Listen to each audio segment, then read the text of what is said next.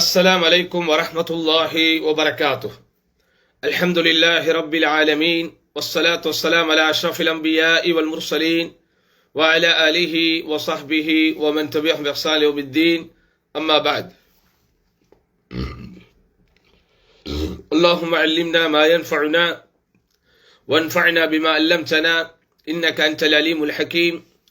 ربنا وزدنا علما وارزقنا فهما.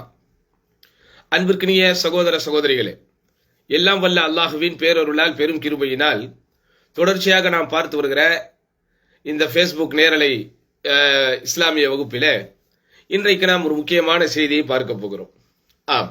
ரமதான் என்றாலே அது இபாதத்துக்குரிய மாதம். எல்லா நாட்களும் அல்லாஹுவை நாம் வணங்கக்கூடியவர்களாகவும் வழிபடக்கூடியவர்களாகவும் அல்லாஹுவினுடைய பொருத்தத்தையும் திருப்தியையும் பெறத்தக்க வகையில் இபாதத்துகளை செய்யக்கூடியவர்களாக இருந்தாலும் ரமதான் என்கிற இந்த மாதம் வந்துவிட்டால் நம்முடைய பெரும்பான்மையான நேரங்கள் மாஷா அல்லாஹ் ஆன்மீகத்தின் வழியிலேயே கழிகின்றன. நம்முடைய பெரும்பான்மையான நேரங்கள் அல்லாஹ்வை நினைவு கூறக்கூடிய விஷயத்திலேயே அல்ஹம்துலில்லாஹ் போய்கொண்டிருக்கின்றன. அப்படித்தான் போக வேண்டும். அப்ப அந்த அடிப்படையில அல்லாஹ்விடத்திலே பாவ மன்னிப்பு தேடுவது, அல்லாஹ்விடத்திலே பிரார்த்தனை செய்வது, அல்லாஹ்வுடைய வேதத்தை ஓதுவது, தொழுவது, நோன்பு நோற்பது, இது போன்ற அமல்களை செய்து கொண்டிருக்கிற நாம் இந்த மாதத்தில் கவனிக்க வேண்டிய முக்கியமான ஒரு விஷயம் இருக்கிறது. அது என்ன? தான தர்மங்கள் செய்வது. ஏனென்றால் மனிதன், அதாவது ஆன்மீக வழியில் வாழ வேண்டும் என்கிற நினைக்கிற மனிதன் கூட உடல் ரீதியாக செய்யக்கூடிய வழிபாடுகளை கொஞ்சம் செய்து விடுவான். அது சிரமமாக இருந்தாலும், அதில் சின்ன சின்ன சிரமங்கள் இருந்தாலும், அதை செய்யக்கூடியவர்களில் பலரும் கூட தன்னுடைய பொருளாதாரத்தை கொடுக்க வேண்டும் என்று வரும்போது அங்கே தொய்விடக்கூடிய ஒரு சூழ்நிலையை பார்க்கலாம். ஆனால் உண்மையாலுமே அல்லாஹ்வினுடைய அருளை பெற வேண்டும் என்று எதிர்பார்த்து காத்துக் கொண்டிருக்கிற உண்மையான நோன்பாளிகள், தக்வா என்கிற இறையச்சத்தை பெற்று மறுமையில் ரையான் என்கிற சொர்க்கவாசல் வழியாக சொர்க்கம் நுழைய வேண்டும் என்கிற ஆவல் உடையவர்கள், அதன் மீது காதல் உடையவர்கள் எல்லா வழிபாடுகளையும் விருப்பத்தோடு செய்வார்கள். அப்படி செய்ய வேண்டிய ஒன்றுதான் தானங்களிலும் தர்மங்களிலும் ஈடுபட வேண்டியது. காரணம் என்ன? இஸ்லாமிய மார்க்கத்தில் அதாவது வழிபாடுகள் பற்றி நிறைய நமக்கு சொல்லப்பட்டிருந்தாலும், அந்த வழிபாடுகளுடைய பயன்களை குறித்தும் சிறப்புகளை குறித்து நிறைய சொல்லப்பட்டிருந்தாலும், தான தர்மங்களை குறித்து நமக்கு சொல்லப்பட்டிருப்பதை ஒவ்வொரு முஸ்லீமும் அவசியம் கவனிக்க வேண்டும். காரணம், அதிலும் குறிப்பாக இந்த தர்மங்களுடைய சிறப்புகளை குறித்து பட்டியல் போடும்போது அறிஞர் பெருமக்கள் முதலாவது செய்தியாக இதை சொல்கிறார்கள். தான தர்மங்கள் என்பது அல்லாஹ்வினுடைய கோபத்தை அணைத்து விடுகிறது. இந்த உலகத்திலே மனிதர்கள் செய்யக்கூடிய பாவங்கள், அட்டூழியங்கள், அநியாயங்கள், அத்துமீறல்கள், வரம்பு மீறல்கள், அவர்கள் இந்த உலகத்திலே செய்து கொண்டிருக்கக்கூடிய கெட்ட காரியங்கள், பாவகரமான விஷயங்கள், குறிப்பாக அல்லாஹுக்கு இணை வைக்கக்கூடிய காரியங்கள், இவைகளையெல்லாம் பார்க்கும்போது அல்லாஹ்வினுடைய கோபமும் அல்லாஹ்வுடைய சாபமும் தான் இந்த மக்கள் மீது வீழ்ந்து கொண்டிருக்கிறது. அப்ப இப்படி அல்லாஹ்வுடைய கோபமும் சாபமும் பாவம் செய்பவர்கள் மீது வியாபித்து கிடக்கக்கூடிய இந்த கால சூழ்நிலையில் அந்த அல்லாஹ்வின் கோபத்திலிருந்து நாம் தப்பிக்க வேண்டும் என்று எண்ணினால், நாடினால், உண்மையான எண்ணம் உள்ளத்திலே இருந்தால் நாம் தான தர்மங்களில் நிறைய ஈடுபட வேண்டும். அல்லாஹ்வுடைய தூதர் ஸல்லல்லாஹு அலைஹி சொன்னார்கள், இன்ன ஸதகத ஸிர் துத்ஃபிஉ கதபர் ரப். ரகசியமாக செய்யப்படக்கூடிய தான தர்மம் என்பது அல்லாஹ்வினுடைய கோபத்தை தணிக்கிறது என்றார்கள். அதாவது தான தர்மங்களை பொறுத்த வரைக்கும் ரகசியமாக செய்ய வேண்டும், யாருக்கும் தெரியாமல் செய்ய வேண்டும். இதைத்தான் மார்க்கம் ஊக்குவிக்கிறது. இருந்தாலும் அடுத்தவர்களை ஆர்வமூட்ட வேண்டும் என்கிற காரணத்திற்காக பலர் பார்க்கும்போது பிறருக்கு முன்னிலையில் நாம் கொடுப்பதை பொறுத்த வரைக்கும் மார்க்கம் அனுமதித்திருந்தாலும், மார்க்கம் வலியுறுத்துகிற, வழிகாட்டுகிற, ஊக்குவிக்கிற விஷயத்தை பொறுத்த வரைக்கும் என்னது? ரகசியமாக செய்ய வேண்டும். இது ஒண்ணு. இரண்டாவது என்ன? தான தர்மங்கள் நம்முடைய சொந்த வாழ்க்கையில் நிகழ்ந்த நடைபெற்ற தவறுகளை, பாவங்களை மன்னிக்கக்கூடிய பிராயச்சித்தமாக அமைகிறது. ரசூலுல்லாஹி ஸல்லல்லாஹு அலைஹி சொன்னார்கள், அஸ்ஸதகது துத்ஃபிஉல் ஹதீஅத கமா துத்ஃபிஉல் மாஉ அன்னார். எப்படி தண்ணீர் நெருப்பை அணைக்கிறதோ அதுபோல தான தர்மங்கள் உங்களுடைய தவறுகளை அணைக்கிறது, தவறுகளை அழிக்கிறது, அல்லது தவறுகளுக்கு பிராயச்சித்தமாக இருக்கிறது. அப்படிதானே? நம்ம எவ்வளவுதான் ஆன்மீகத்தின் வழியில், ஆன்மீகத்தின் ஒளியில் வாழ வேண்டும் என்று ஆசைப்பட்டாலும் நாம் இன்சான் என்கிற அடிப்படையில் நம்மிடத்திலும் தவறுகள் நிகழும், நம்மிடத்திலும் ஏதேனும் பலகீனங்கள் வெளிப்படும். அப்போ நம்முடைய வாழ்க்கையில தெரிந்தோ தெரியாமலோ, உணர்ந்தோ உணராமலோ நாம் செய்யக்கூடிய பாவங்களை அல்லாஹ் சுப்ஹானஹு வ தஆலா மன்னிக்கக்கூடியவராக இருக்கிறார்.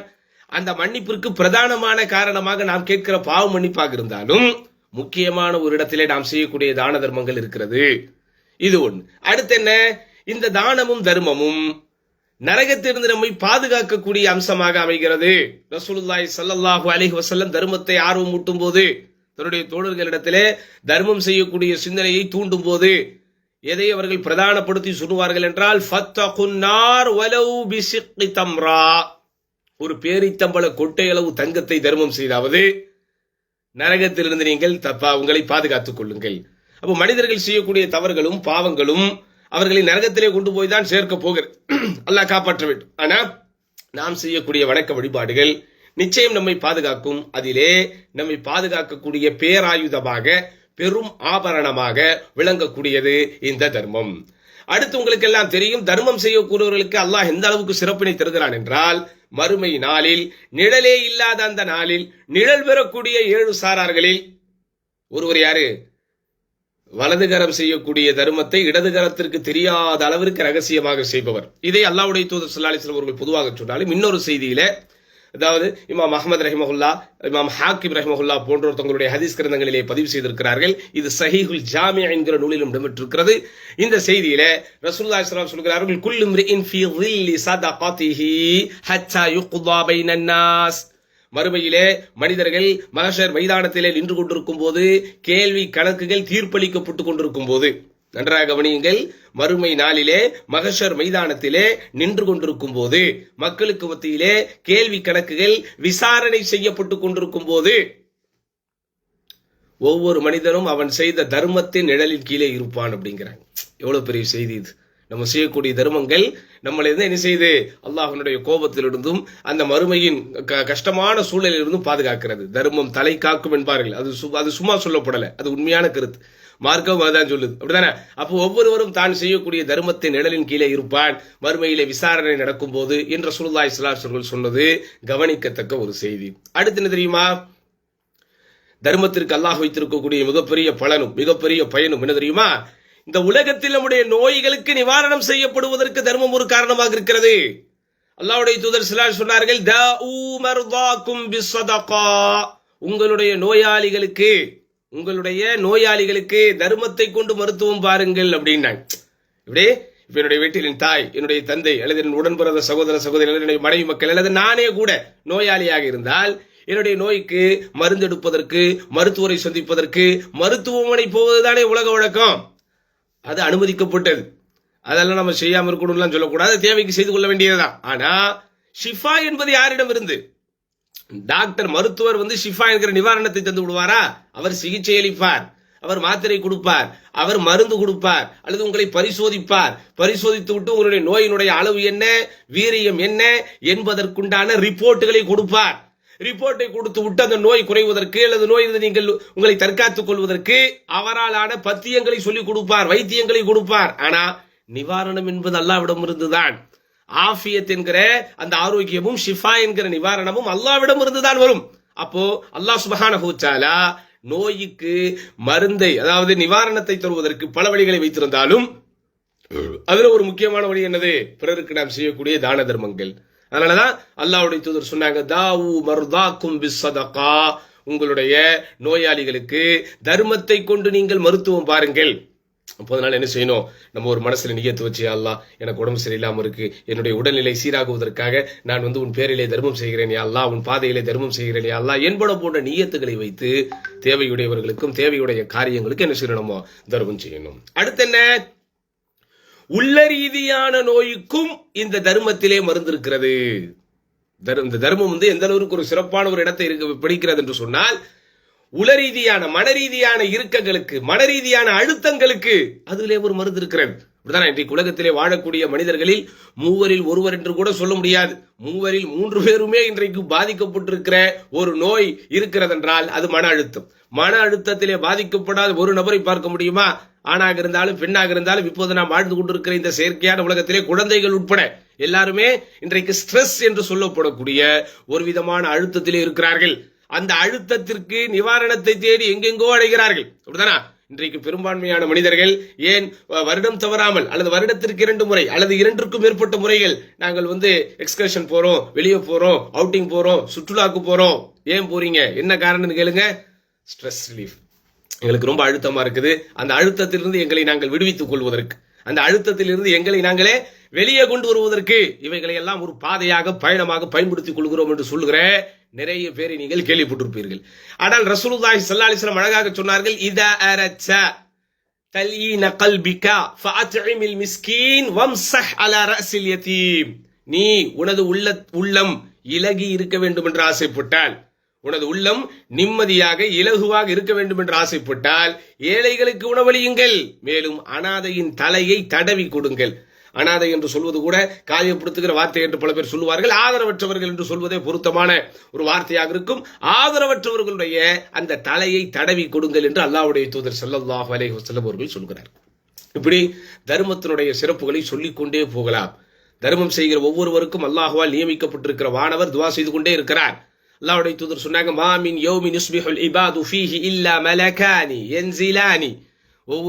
உங்களிலே ஒவ்வொருவரும் காலை அடையும் போது 2 மலக்குகள் இறங்கி அவர்களிலே ஒருவர் சொல்லுகிறார், அல்லாஹும்ம அஅதி முன்ஃபிகன் ஹலஃபன்.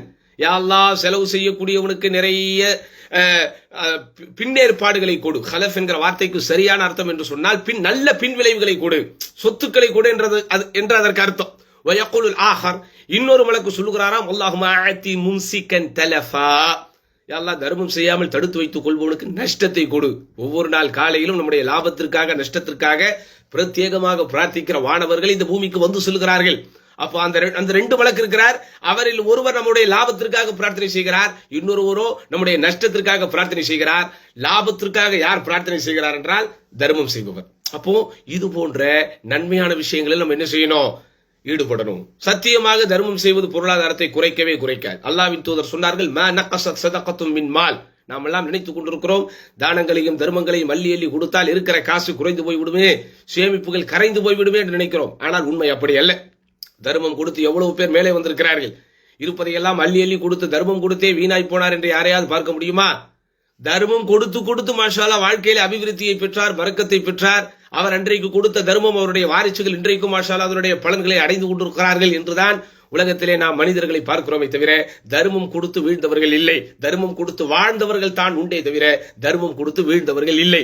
அதனால் தான் அல்லாஹ் திருமறை குர்ஆனிலே சொல்லுகிற போது, இன்னல் முஸ்ஸத்திகீன வல் முஸ்ஸத்திகாத், தான தர்மம் செய்கிற ஆண்களாயினும் பெண்களாயினும் வஅக்ரதுல்லாஹ கர்தன் ஹஸனா, அல்லாஹ்வுக்கு அழகிய முறையிலே கடன் கொடுக்கிற யாராக இருந்தாலும் யுதாஃபு லஹும், அவர்களுக்கு அல்லாஹ் கூலிகளை பன்மடங்காக்கி கொடுக்கிறான். யுதாஃபு லஹும் வலஹும் அஜ்ருன் கரீம், மேலும் அவர்களுக்கு அல்லாஹ்விடத்திலே கண்ணியமான நற்கூலி உண்டு. அதனால் தேவையுடையவர்களுக்கு கொடுங்கள், தேவையுள்ள பணிகளுக்கும் கொடுங்கள். இப்படிதானே எத்தனையோ கிராமங்களில் பள்ளிவாசல்கள் கட்டப்பட்டிருக்கிறது. பள்ளிவாசல்கள் கட்டப்பட வேண்டும் என்கிற ஆர்வத்தில் இருக்கிறார்கள். அங்கெல்லாம் அல்லாஹ்வுடைய மார்க்கத்தினுடைய பணிகள் நடந்து கொண்டிருக்கிறது. அல்லாஹ்வுடைய மார்க்கத்தை எடுத்துச் சொல்லக்கூடிய அழைப்பாளர்கள், ஆலிம்களை உருவாக்கக்கூடிய ஸ்தாபனங்கள் நடந்து கொண்டிருக்கிறது. தாய் தந்தையர்களை இழந்து அல்லது தாய் தந்தையர்களில் யாரோ ஒருவர் இருந்தும் கூட பராமரிக்க முடியாமல் ஆதரவற்ற பிள்ளைகளை ஆதரித்து அவர்களுக்கு உதவி செய்யக்கூடிய ஸ்தாபனங்கள் இருக்கிறது. இவர்களுக்கெல்லாம் யார் கொடுக்க முடியும்? நம்முடைய அரசாங்கம் கொடுக்குமா? சொல்லுங்க, நம்முடைய அரசாங்கம் கொடுக்குமா? நிச்சயமாக கொடுக்காது. இது போன்ற எல்லா பணிகளுக்கும் வருடாந்திர பட்ஜெட்டே இந்த மாதத்தில் தான் போடப்பட்டுக் கொண்டிருக்கிறது. அதனால் என் அருமைக்குரிய சகோதர சகோதரிகள், அல்லாஹ்வுடைய பாதையில் அள்ளி அள்ளி கொடுங்கள். அல்லாஹ்வுடைய தூதர் ஸல்லல்லாஹு அலைஹி வஸல்லம் அஸ்மா ரலியல்லாஹு அன்ஹா அவர்களுக்கு பிரத்யேகமாக செய்த ஒரு உபதேசம் எப்படி? அஸ்மா, எண்ணி கொடுக்காதே, அல்லாஹ் உனக்கு தருவதை எண்ணி கொடுத்து விடுவான். பிறருக்கு கொடுக்காமல் எதையும் முடித்து வைத்து விடாதே, அல்லாஹும் உனக்கு தராமல் முடித்து வைத்து விடுவான் என்று அல்லாஹ்வின் தூதர் ஸல்லல்லாஹு அலைஹி வஸல்லம், யாரு தனகர்த்தர் என்று சொன்னால் அதற்கு ஒரு உதாரணமே அபூபக்கர் சித்திக் தான். அந்த அபூபக்கருடைய வாரிசை பார்த்து அல்லாஹ்வுடைய தூதர் ஸல்லல்லாஹு அலைஹி வஸல்லம் சொன்ன இந்த செய்தி என்பது ரொம்ப முக்கியமானது. அதனால் அல்லாஹ்வுடைய அச்சத்தை நமக்கு பெற்று தருகிற, உள தூய்மையை உண்டு பண்ணுகிற, நம்முடைய எண்ணங்களை சீராக்குகிற, அதாவது நமக்கே நாம் அல்லாஹ்வின் பாதையில் தான் இருக்கிறோம் என்கிற அந்த உணர்வை தருகிற இந்த தானங்கள் தர்மங்கள் என்று சொல்லப்படக்கூடிய இந்த சதக்காவை நாம் அல்லாஹ்வின் பாதையில் அள்ளி அள்ளி கொடுக்க வேண்டும். அதுவும் இந்த ரமதானுடைய மாதத்திலே எந்த நன்மைகள் செய்தாலும் அதனுடைய பலன்கள் பன்மடங்காக்கி தரப்படக்கூடிய இந்த புனிதமான மாதத்திலே அள்ளி அள்ளி தருவதற்கு நாம் தயங்கக்கூடாது, மயங்கக்கூடாது. காரணம், அஷ்ஷைத்தானு யஇதுகுமுல் ஃபக்ர், ஷைத்தான் தான் உங்களுக்கு வறுமையை ஏவுவான். அதாவது இருக்கிறதெல்லாம் நீ கொடுத்துட்டா ஏழை ஆயிருவே, உனக்கு கஷ்டம் வந்துடும், நாளைக்கு உன்னுடைய வாரிசுகளுக்கு ஒன்றும் இருக்காது என்பன போன்ற வார்த்தைகள் ஷைத்தானின் புறத்திலிருந்து வருவது, அல்லாஹ்வின் புறத்திலிருந்து வருவதோ நமக்கு என்னது நன்மையான விஷயங்கள் என்பதை மனதில் வைத்துக் கொண்டு அல்லாஹ்வுடைய அருள் மழையென பொழிகிற இந்த புனித மாதத்தில் ஏழைகளுக்கும், வறியவர்களுக்கும், பாவப்பட்டவர்களுக்கும், வசதி இல்லாதவர்களுக்கும், வாழ்க்கையில் கஷ்டப்படுபவர்களுக்கும், தேவை உடையவர்களுக்கும் அள்ளி அள்ளி கொடுக்கக்கூடிய நல்ல மனதை வல்ல ரஹ்மான் நம் அனைவருக்கும் தந்தருள்வானாக. யா அல்லாஹ், இந்த புனித மாதத்திலும் ஏனைய மாதங்களிலும் நாங்கள் செய்யக்கூடிய அமல்கள் அனைத்தையும் அங்கீகரிப்பாயாக. எங்களுடைய வாழ்க்கையிலே நாங்கள் செய்யக்கூடிய சிறு குறு பெரு பிழைகள் பாவங்கள் அனைத்தையும் மன்னித்து மறைத்து ஈருலகத்திலும் எங்களுக்கும் எங்களுடைய குடும்பத்தாருக்கும் ஒட்டுமொத்த இஸ்லாமிய உம்மத்துக்கும் எல்லா விதமான சகல சௌபாக்கியங்களையும் தந்தருள்வாயாக என்று அல்லாஹ்விடத்திலே துஆ கேட்டு இந்த உரையை நிறைவு செய்கிறேன். வாஹிரு தஅவானா அனில் ஹம்துலில்லாஹி ரப்பில் ஆலமீன். அஸ்ஸலாமு அலைக்கும் வரஹ்மத்துல்லாஹி வபரகாத்துஹு.